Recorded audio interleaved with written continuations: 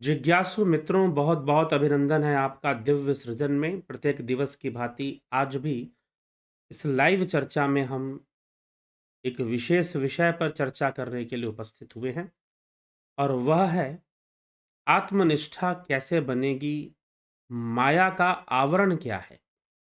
जब तक माया का आवरण है, अहंकार का आवरण है, तब तक आत्मनिष्ठा में कमी रहेगी। जब तक सही सही इस आवरण, वास्तव में अहंकार भी तभी है जब आवरण है। आवरण करने का मतलब जो मिथ्या माया है वह आवरण के रूप में है और उसी से पुरुष का संयोग होकर, कहने का मतलब कि चेतना का संयोग होकर, चैतन्य का संयोग होकर यह आत्मबुद्धि को जन्म दे देती है, एक रूपता को पैदा कर देती है। फिर लगता है कि दोनों एक ही है, परंतु दोनों, माया और चेतना, इन दोनों को का अलग अलग ज्ञान होना, ये दोनों दृष्टा और दृश्य के समान हैं, तो इन दोनों का अलग अलग ज्ञान होने से ही आवरण का अनावरण हो पाएगा। और जब आवरण का अनावरण हो पाएगा तो आत्मनिष्ठा सिद्ध होगी और अहंकार का नाश हो पाएगा, उससे मुक्ति मिल पाएगी। अहंकार के प्रति भी एक दृष्टा भाव आ जाएगा फिर तो कुछ ऐसी बात आदि गुरु शंकराचार्य इस विवेक चूड़ामणि के इस व्याख्या में वह कहते हैं, वह बताते हैं। तो आइए हम देखते हैं कि किस प्रकार से कौन सी बात यहाँ कही जा रही है, समझाई जा रही है, क्या कहा जा रहा है आत्मनिष्ठा और इस आवरण के विषय में, माया के विषय में, अहंकार के विषय में। तो चर्चा आती है कि अंतर बहि स्वम स्थिर जंगमेशु ज्ञानात्मनाधारतया विलोक्य त्यक्ताखिलोपाधिर खंड रूप पूर्णात्मना यह स्थित एष मुक्तः। जो समस्त स्थावर जंगम पदार्थों के भीतर और बाहर अपने को ज्ञान स्वरूप से, उनका आधारभूत देखकर, अपने को ज्ञान स्वरूप से और उसका आधार समझकर समस्त उपाधियों को छोड़ अखंड परिपूर्ण रूप से स्थित रहता है, वही मुक्त है। जो उपाधियों का त्याग करता है, और उसकी उपाधियां अनेक हैं, वह मनुष्य है यह भी उपाधि है, वह नर है यह भी उपाधि है, उसके बाद तो और ना जाने क्या, वो भाई है, पिता है, अगर कोई नारी है तो वो माँ है, बहन है, या फिर डॉक्टर है, इंजीनियर है, वकील, सारी उपाधियां हैं। ये सारी उपाधियां, इन सभी उपाधियों से स्वयं की अस्तित्व को अलग देखता है, मुक्त देखता है, और सभी प्रकार के स्थावर जंगम भीतर और बाहर अपने को ज्ञान स्वरूप से उनका आधारभूत देखकर समस्त उपाधियों का त्याग करता है, वही वास्तव में मुक्त अवस्था में है। सर्वात्मना बंध विमुक्ति हेतु सर्वात्म भावन्न परो अस्ति कश्चित् दृश्याग्रहे सत्युपद्यते असौ सर्वात्म भावो अस्य सदात्मनिष्ठया। संसार बंधन से सर्वथा मुक्त होने में, संसार बंधन से सर्वथा मुक्त होने में सर्वात्म भाव, सबको आत्मा रूप में देखने का जो भाव है वही सर्वात्म भाव है। संसार बंधन से सर्वथा मुक्त होने में सबको आत्मा रूप में देखने के भाव से बढ़कर और क्या हो सकता है। निरंतर आत्मनिष्ठा में स्थित रहने से दृश्य का अग्रहण होने पर सर्वात्म भाव की प्राप्ति होती है। निरंतर आत्मनिष्ठा में स्थित रहना मतलब आत्मा में अपनी स्थिति को बना के रखना, आत्म स्थित होना, आत्मलीन ब्रह्म में अपनी स्थिति को हमेशा बना के रखना, हमेशा उसी के चिंतन में रहने से जो बाह्य दृश्य है उनका बाध हो जाएगा, बाह्य दृश्य का अग्रहण हो जाएगा। यहां पर अग्रहण लिखा गया, दृश्या अग्रहे सत्युप पद्यते असौ। ठीक, तो उस दृश्य का अग्रहण होगा, उसका ग्रहण नहीं होगा, अब वो ग्रहण करने लायक नहीं रहेगा। तो क्योंकि बुद्धि जो है सर्वथा आत्मनिष्ठा में लगी हुई है, तो उसका अग्रहण होगा और होने पर सर्वात्म भाव की प्राप्ति हो जाएगी। सर्वात्म भाव क्या है? सबको आत्मा रूप में देखने का भाव ही सर्वात्म भाव है। फिर कहते हैं दृश्यस्याग्रहणम कथम नु घटते देहात्मना तिष्ठतो बाह्यार्थ अनुभव प्रसक्त मनसस्त तत्क्रियाम कुर्वतः संन्यस्ताखिल धर्म कर्म विषैर नित्यात्म निष्ठा परई सतत्वज्ञै करणे यमात्मनि सदानंदेच्छुभिर्यत्नतः।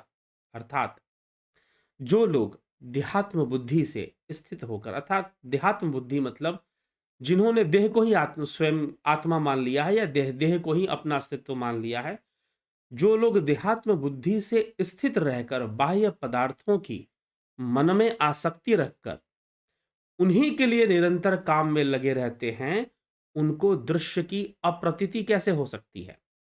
जो हमेशा देहात्म बुद्धि के वशीभूत है, देह को ही सब कुछ मानने वाला है, सब कुछ देह को ही लक्ष्य कर कर चलने वाला है, तो बाह्य पदार्थों की मन में आसक्ति तो उनको रहेगी। उन्हीं के लिए निरंतर काम में लगे रहते हैं, तो उनको दृश्य की अप्रतीति कैसे होगी? उनको कैसे पता चलेगा कि दृश्य क्या है और दृष्टा क्या है? उनको ये भेद कभी समझ में नहीं आएगा। इसलिए जो आत्मानंद या परमानंद के इच्छुक तत्व ज्ञानी को चाहिए कि वह समस्त धर्म, कर्म एवं विषयों को त्याग कर, सांसारिक में अनेकों प्रकार के धर्म समझाए गए हैं, तो अभी पीछे कुछ दिनों पहले धर्म और अध्यात्म में अंतर क्या है इस पर चर्चा हुई थी, लाइव चर्चा में ही हुई थी। आप उस वीडियो को देखिए, आपको बहुत स्पष्ट होगा। तो यहाँ पर आप समझ जाएंगे किस धर्म की बात कही जा रही है। तो तत्व ज्ञानी को चाहिए कि वह समस्त धर्म, कर्म एवं विषयों का त्याग कर निरंतर आत्मनिष्ठा में तत्पर हो, अपने आत्मा में प्रतीत होने वाले इस दृश्य प्रपंच का बाध करे, उसका निरोध कर दे। दृश्य प्रपंच आत्मा में ही हो रहा है सब कुछ, लेकिन उसका निरोध हो जाना चाहिए। आत्मा तो सर्वव्यापी, लेकिन इसका निरोध करके ही यह संभव है कि वह आत्मनिष्ठा, सही रूप में आत्मनिष्ठा स्थापित हो सके। फिर आगे कहते हैं, सर्वात्मीय सिद्धये भिक्षो कृत श्रवण कर्मण समाधिम विदधातेषा शांतो दांत इति श्रुति। शांतो दांत ऊपर तस्तितिक्षु बृहदारण्यक उपनिषद में लिखा है। यह श्रुति सन्यासी या किसी योगी यति के लिए वेदांत श्रवण के अंतर सर्वात्म भाव की सिद्धि के लिए समाधि का विधान करती है, कि वह सर्वात्म भाव में स्थित होकर समाधि की अवस्था को प्राप्त करता है। परंतु यह तब तक खत्म नहीं होने वाला जब तक आवरण है, और आवरण शक्ति है जो उस चेतना से संयोग करके विक्षेप शक्ति को प्रकट कर देती है, और ये सारी दुनिया फिर दिखाई देने लग जाती है उसी से। और जब तक इस दृष्टा दृश्य का भेद स्पष्ट नहीं होगा, तब तक बंधन है, तब तक बंधन है। आरूढ़ शक्ति रहमो विनाशः कर्तुम न शक्य सहसापि पंडित। ये निर्विकल्पाख्या समाधि निश्चला अस्तानंतरानंत भवा ही वासना। अहंकार की शक्ति जब तक बढ़ी चढ़ी रहेगी, तब तक कोई विद्वान उसका एकाएकी नाश नहीं कर सकता, क्योंकि जो महापुरुष निर्विकल्प की यात्रा करते हैं, जो योगी निर्विकल्प समाधि तक पहुंचने की यात्रा करते हैं, तो जो उस निर्विकल्प तक पहुंचने वाले हैं या बिल्कुल उसके करीब पहुंच गए हैं, सविकल्प उन्होंने पूरा कर लिया है, सविकल्प समाधि को उन्होंने कर लिया है, अब निर्विकल्प में प्रवेश करने वाले हैं, उन योगियों में भी अनंत जन्मों की वासनाएं और कर्म संस्कार दिखाई देते हैं, वो उनके अंदर होते हैं। ठीक है, तो वहां से भी गिरना संभव है। निर्विकल्प समाधि तक पहुंचने के नजदीक वाले योगी भी वहां से गिर सकते हैं। अहम बुद्ध्यैव मोहिन्या योजयित्वा वृत्तिर्बलात् विक्षेप शक्ति पुरुषम विक्षेपयति तद्गुणैः। मोहित कर देने वाली अहम बुद्धि के साथ अपनी आवरण शक्ति के द्वारा पुरुष का संयोग कराकर, मोहित कर देने वाली अहम बुद्धि के साथ अपनी आवरण शक्ति के द्वारा पुरुष का मतलब चैतन्य का संयोग कराकर, चेतना का संयोग कराकर विक्षेप शक्ति के गुणों से मनुष्य को विक्षिप्त कर देती है। मनुष्य विक्षिप्त अवस्था में चला जाता है और अपने आप को सीमित रूप में देखता है और अपने आप को बंधन में देखता है। विक्षेप शक्ति विजयो विषमो विधातुम निशेषम आवरण शक्ति निवृत्ति भावे दृग्दृश्यो स्फुटपयो जल वद्विभागे नश्येत दावरण मात्मनि च स्वभावात्। निसंशयेन भवति प्रतिबंध शून्यो विक्षेपणम नहि तदा यदि चेन मृषार्थे। सम्यग विवेकः स्फुट बोधजन्यो विभज्य दृग्दृश्य पदार्थ तत्वम छिनतिम मायाकृत मोह बंधम यस्माद्विमुक्तस्य पुनर्न संस्रुति ही। आवरण शक्ति के बारे में यहाँ और विक्षेप शक्ति के बारे में यहाँ बताया जा रहा है। आवरण शक्ति की पूर्ण मुक्ति के बिना, आवरण शक्ति से जब तक मुक्ति ना होगी तब तक बिना विक्षेप शक्ति पर विजय प्राप्त करना अत्यंत कठिन है। इसलिए अनावरण बहुत जरूरी है। इस आवरण का, माया का जो आवरण है वो अहंकार पैदा करता है, अविद्या पैदा करता है, प्रपंच पैदा करता है, 50 तरह की चीजें पैदा करता है और हमें इस माया में उलझा के रखता है। तो वह जो आवरण शक्ति है और जो विक्षेप शक्ति है, उस आवरण शक्ति से संयोग करते हुए पुरुष का संयोग होने से विक्षेप शक्ति प्रकट हो जाती है और उसमें एक रूपता दिखाई देती है। फिर जैसे पर्दा है, मान लीजिए पर्दा है और पर्दे पर फिल्म चल रही है, फिल्म कास्ट हो रही है, ठीक है, कैरेक्टर अलग अलग कास्ट हो रहे हैं। अब आप पर्दा नहीं देख रहे, अब तो आप फिल्म देख रहे हैं। अब आपके सामने पर्दा नहीं है, अब आपको पर्दे से कोई लेना देना भी नहीं है, आपको तो फ़िल्म से मतलब है, आप फ़िल्म देख रहे हैं। आप फ़िल्म की कहानी में घुले-मिले हैं, उसी में आप, उसी के वो हीरो रोएगा तो आप रोएँगे, हीरोइन रोएगी तो आप रोएँगे। किसी का कुछ हो गया, आप कभी इमोशन में आ जाएँगे, कभी कॉमेडी सीन आ गया तो आप हँसने लगेंगे, कभी हॉरर सीन आ गया तो आप डरने लगेंगे, कभी थ्रिलर आ गया तो काँपने लगेंगे। अब फ़िल्म में जो चल रहा है वो आप देखेंगे, चल तो सब पर्दे पे रहा, आपको पर्दे से कोई लेना-देना नहीं। आपके लिए पर्दा और दृश्य एक ही हो चुका है ना? और वैसे ही वह दृश्य हमारे मन में घुसकर हम और दृश्य एक हो जाते हैं, जबकि हम दोनों अलग हैं। हमें भली-भांति पता है कि सामने पर्दे पर सिनेमा हॉल में या टेलीविज़न पर, आपके एलईडी टीवी पर, फ्लैट टीवी पर जो फ़िल्म चल रही है, you are not involved in that. But उसका म्यूज़िक और उसका सीन आपके अंदर भी एक इमोशन क्रिएट कर देगा। डर का हॉरर सीन आएगा तो आप डरोगे, कॉमेडी आएगा तो आप हँसोगे, आप उसके साथ इन्वॉल्व हो गए। और कुछ रोने वाला भावुक सीन आ गया तो आप भावुक भी हो जाओगे, आप भी रोना शुरू कर दोगे। कई लोग हैं पूरी फ़िल्मों में, पूरी फ़िल्म देखते-देखते रोते रहते हैं। यहाँ पर क्या हो गया? दृष्टा दृश्य एक दिखने लगे, एक सा हो गया और वो पर्दा तो गायब ही है। उसके ऊपर तो कोई किसी की नज़र ही नहीं है। पर्दे के ऊपर जो चल रहा है सब उसको देखने में लगे हुए हैं। तो बस इसी घटना को अगर आप समझ लाते हैं तो आवरण और विक्षेप शक्ति क्या है, आवरण शक्ति क्या है, विक्षेप शक्ति क्या है, ये समझ में आ जाए। ठीक है ना? पर्दा यहाँ आवरण शक्ति है, विक्षेप शक्ति जो उसके ऊपर कास्टिंग्स हो रही हैं, कास्टिंग्स हो रही हैं, इस आवरण शक्ति को, पर्दे को फाड़ दो, पर्दे को हटा दो, क्या फ़िल्म चल पाएगी? नहीं चल पाएगी। ठीक है? फ़िल्म नहीं चल पाएगी फिर। तो आवरण शक्ति की पूर्ण निवृत्ति के बिना विक्षेप शक्ति पर विजय प्राप्त करना अत्यंत कठिन है। ठीक है? तो अगर पर्दा जब तक रहेगा तब तक तो फ़िल्म चलेगी उसके ऊपर, पर्दा ही हटा दो तो फ़िल्म चलने का कोई मतलब ही नहीं है फिर। ठीक, कुछ इस तरह से आप सरल भाषा में इसको समझें। तो आवरण शक्ति की पूर्ण निवृत्ति के बिना, जब तक आवरण शक्ति की पूर्ण निवृत्ति नहीं होगी तब तक विक्षेप शक्ति पर कंट्रोल लाना, विजय प्राप्त करना, यह कठिन है। ये बहुत गूढ़ बात है। अगर यह बात आप समझ गए तो कभी भी आप ये नहीं कहोगे कि मुझे क्रोध पर विजय प्राप्त करना है, मुझे कामनाओं पर विजय प्राप्त, अरे भैया, ये सारी विक्षेप शक्तियाँ हैं। ये सारी विक्षेप शक्तियाँ हैं। मुझे लोग काम वासना पर मुझे विजय प्राप्त करना है। क्रोध नहीं आना चाहिए, मोह नहीं होना चाहिए, आलस नहीं होना चाहिए, ये नहीं होना चाहिए, वो नहीं होना चाहिए, ये सब विकार होते हैं। अरे जब तक तुम्हारे पास इस माया का आवरण है, इन विकारों को कोई माइका लाल खत्म नहीं कर सकता। सीधी-सी बात, ठीक है? कोई इसको खत्म नहीं कर सकता है। ये रहेंगे ही रहेंगे। इसलिए आदिगुरु शंकराचार्य कह रहे हैं कि आवरण शक्ति की पूर्ण निवृत्ति के बिना, जब तक आवरण शक्ति की पूर्ण निवृत्ति ना हो, विक्षेप शक्ति पर विजय प्राप्त करना अत्यंत कठिन है।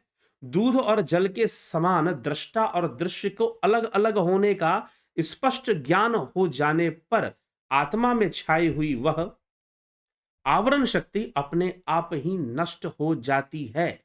कुछ करना नहीं पड़ता। कोई जबरदस्ती नहीं करनी पड़ती। किसी प्रकार की कोई जबरदस्ती करने की आवश्यकता नहीं पड़ती है कि भाई काम वासना को दबाओ तो, क्रोध को दबाओ तो, ये सारी विक्षेप शक्तियां हैं। ये सारी विक्षेप शक्तियां हैं। ठीक है? और जब तक यह आवरण शक्ति है जिसने एक बना के रखा है, दृष्टा दृश्य को एक दिखा रहा है, आप पर्दे पर देखते हो और सारा सारा, तो पर्दे पे जो दिख रहा है वह विक्षेप हो गया और पर्दा खुद आवरण हो गया, और आप और पर्दा दोनों मिल गए, और साथ में विक्षेप शक्ति भी मिली हुई है, क्योंकि वो पर्दे के कारण है। अब पर्दे पे अगर रोने का सीन चलेगा तो आप भी रोओगे, हँसने का सीन चलेगा तो आप भी हँसोगे। वैसे ही संसार में संपूर्ण कुछ आवरण और विक्षेप से चल रहा है। तो आवरण शक्ति, जब दृष्टा और दृश्य का ज्ञान हो जाएगा कि दृष्टा कौन है, दृश्य कौन है, दोनों अलग-अलग है, दोनों एक नहीं है। दोनों एक नहीं है, इस विषय में योग सूत्र की चर्चाएँ भी सुननी चाहिए। चैनल पर है योग सूत्र का प्लेलिस्ट, आप ज़रूर उसको देखें सुनें। तो यह जो विषय है, ये जब दृष्टा और दृश्य का भेद समझ में आ जाएगा, ये दोनों अलग-अलग है, बिल्कुल वैसे जैसे दूध और पानी अलग-अलग है। दूध पानी मिला दो, एक दिखते हैं, पता ही नहीं चलता कि दोनों अलग-अलग है। लेकिन यह विवेक बुद्धि होनी चाहिए कि दूध और पानी दोनों अलग-अलग हैं। जब यह स्पष्ट हो जाएगा, जब यह समझ में आ जाएगा, तो संपूर्ण आवरण शक्ति अपने आप नष्ट हो जाएगी। दृष्टा अलग है, दृश्य अलग, अभी तो सब एक ही में दिख रहा है। अगर दृष्टा दृश्य का भेद सही-सही पता चल गया, आत्मा को, और ये कैसे जानोगे, जब दृष्टा को जानोगे, आत्मा ही तो दृष्टा है। जब उसको जानोगे, जब उसका साक्षात्कार कर लोगे और अपने अंदर साक्षी भाव से खुद जब आत्म स्थित हो जाओगे, तो अपने आप साक्षी भाव आ जाएगा। और जब साक्षी भाव आ जाएगा, तो प्रत्येक क्रिया को साक्षी भाव से देखोगे, उसे अपने आप में नहीं देखोगे, उसे आवरण में ही देखोगे। ठीक? प्रत्येक क्रिया, क्योंकि सब कुछ विक्षेप शक्ति के रूप में है। तो पदार्थों में दृष्टा और दृश्य पदार्थ के स्वरूप को पृथक-पृथक करके, दृश्य और दृष्टा दोनों को पृथक-पृथक करके स्पष्ट बोध के कारण होने वाला निसंदेह पूर्वक बाध रहित पूर्ण विवेक हो जाए, तो फिर विक्षेप नहीं होता, और वह विवेक माया जनित मोह बंधन को भी काट डालता है। ठीक है?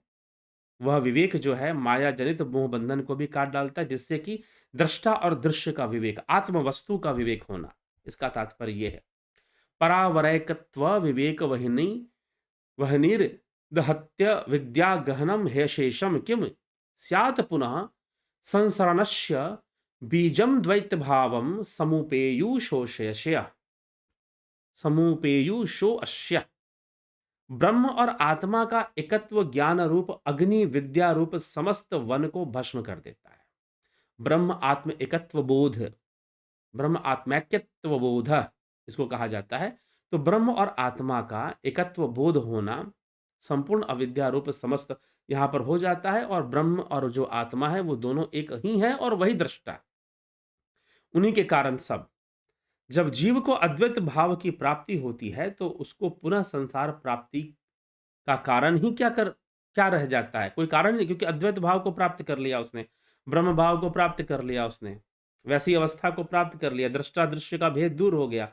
अब दृष्टा समझ में आ गया। जब ये समझ में आ जाएगा कि मैं ये हूं, मैं तो उस फिल्म का अंग नहीं हूं, और उस पर्दे पे दिखाई देने वाला कोई भी दृश्य सत्य नहीं है, मैं तो उस पर्दे पे दिखने वाला फिल्म मैं नहीं हूं, वो जो पर्दे पर मूवी चल रही है वो मैं नहीं हूं, तो why am I involve in that thing, that scene, मैं क्यों इन्वॉल्व हूं उस सीन में, दृश्य में? वह तो झूठा ही है। तो उस पर्दे को देखकर, उसमें आप भावुक दृश्यों को देखकर रोने लग जाते हो, कॉमेडी देखकर हंसने लग जाते हो। क्यों भैया? क्योंकि असली में तो हो नहीं रहा, सब नकली में हो रहा है। वैसे ही संसार में भी विक्षेप शक्ति से सब कुछ चल रहा है, लेकिन आप भ्रमित हैं, क्योंकि आप उसके साथ एकमिक हो रखे हैं। अलग हो जाइए, अलग हो जाइए, अपने आप को आत्मरूप देखिए, दृष्टा दृश्य की तरह यह संसार फिर दिखाई देगा, और फिर सारा आवरण वहीं पे खत्म। जहां ज्ञान हुआ, आवरण खत्म। मिथ्या का ज्ञान ऐसा ही होता है, रज्जू में सर्प के भांति दिखाई देता है, लाइट जला दो पता चल जाएगा कि रज्जू है कि सर्प है। इतना ही काफी है। अगर थोड़े से अंधेरे कमरे में घुस गए और वहां पर रस्सी पड़ी हुई, तो आपको सांप दिखाई दे रही है, लेकिन लाइट जला दो, वहां रोशनी बढ़ा दो आप, तो क्या होगा? रस्सी दिखेगी, सांप दिखना बंद हो जाएगा, और सारा प्रपंच खत्म वहीं पर। जब सांप दिख रहा है तो भाई सांप को निकालो, मारो, भगाओ, डस लेगा, काट लेगा, बहुत ज़हर होता है, बहुत तरह की बातें दिमाग में आएँगी। लेकिन जैसे ही लाइट जलेगी, सब कुछ खत्म, सारा प्रपंच खत्म, सारी चीज़ें खत्म, सारा भय खत्म। वैसे ही जब ज्ञान होता है, दृष्टा दृश्य का सही-सही बोध हो जाता है, ब्रह्म आत्म एकत्व बोध प्राप्त हो जाता है, तब जाकर ये संपूर्ण आवरण नष्ट हो जाता है। आत्मवस्तु का आवरणस्य निवृत्तिर्भवति च सम्यक् पदार्थ दर्शनतः मिथ्या ज्ञान विनाश स्तद्वै द्विक्षेप जनित दुःख निवृत्ति ही। आत्मवस्तु का ठीक-ठीक ज्ञान हो जाने से आवरण का नाश हो जाता है तथा मिथ्या ज्ञान का नाश और विक्षेप जनित दुःख की निवृत्ति हो जाती है। विक्षेप जनित दुःख अनेकों प्रकार के ना, ये लोभ, मोह, काम, क्रोध, अहंकार से अनेकों प्रकार के दुःख हमें मिलते ही मिलते हैं। तो ये सारे-सारे विक्षेप शक्ति हैं और विक्षेप जनित दुःख हैं, विक्षेप जनित विकार हैं। तो जहाँ वास्तव में काम करना चाहिए, इसलिए ध्यान योग करके हमें आत्म अनुसंधान करना चाहिए। हमें अपनी आत्मा में स्थित होने का प्रयास और उसको जानने का प्रयास करना चाहिए। उसका ज्ञान हो जाने से सारा आवरण अपने आप ही नष्ट हो जाएगा, सारा आवरण अपने आप ही खत्म हो जाएगा। ठीक है? ज्ञान हो जाने से जैसे कि रज्जू में रस्सी में साँप दिखाई देना शुरू हो गया। मतलब क्या है, रज्जू में साँप दिखाई देना शुरू हो गया? मतलब एक हमारे भ्रम के कारण एक आवरण बन गया कि ये सर्प है, ये रज्जू नहीं है, ये रस्सी नहीं है। लेकिन अगर लाइट जला दी जाए, प्रकाश कर दिया जाए, सारा आवरण खत्म हो जाए। सर्प का आवरण खत्म और सामने रस्सी दिखाई देगी और सारा भय खत्म, सारा प्रपंच खत्म। लाठी लाओ, पड़ोसी को बुलाओ, साँप पकड़ने वाला बुलाओ, काट लेगा, भगाओ, निकालो, पकड़ो, सारा सारी कहानी वहीं खत्म। अब उसी में साँप साँप सुनकर कुछ लोग वीर बनने आ जाएँगे, मैं पकड़ूँगा।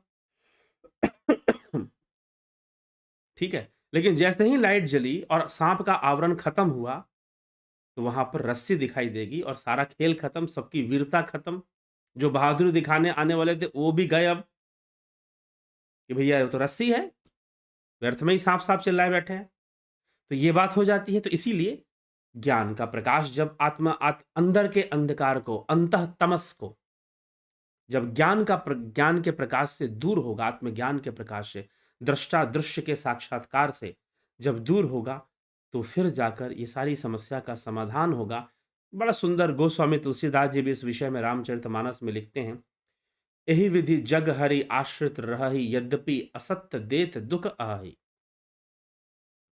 यही विधि जग हरि, संपूर्ण जगत हरि पर ही आश्रित है, परंतु फिर भी यद्यपि असत्य देत दुख अहि, फिर भी जो मिथ्या है, जो असत्य है, वो जीव को दुःख पहुँचाती है। जी। कैसा दुःख पहुँचाती है? जो सपने सिर काटे कोई, जो सपने सिर काटे कोई, स्वप्न में जैसे कोई आपका सिर काट रहा हो, अब वो दुःख दूर कैसे होगा बताइए? स्वप्न में कोई आपको मार रहा हो, पीट रहा हो और आपका सिर काट रहा हो, ये दुःख दूर कैसे होगा? बिन जागे दुःख दूर ना होई।